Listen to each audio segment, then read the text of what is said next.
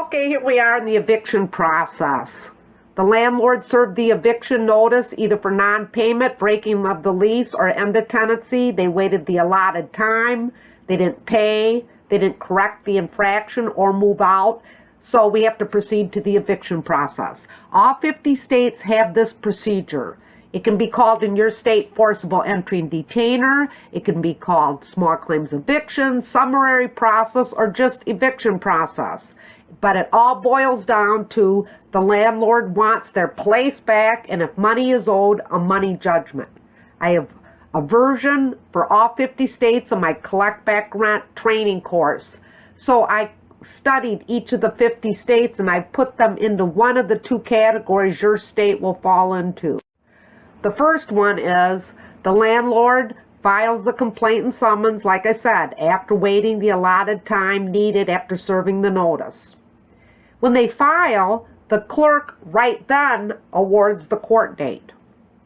The landlord has to take the complaint and summons to the process server or sheriff to be served,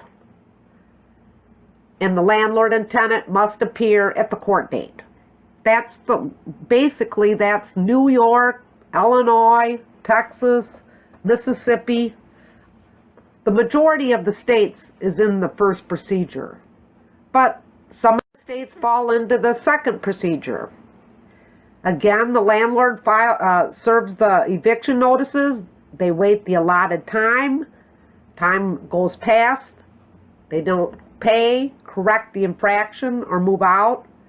So the landlord files the complaint and summons at the courthouse. Now, like I said, it could be called petition and summons, but it's complaint or petition and summons.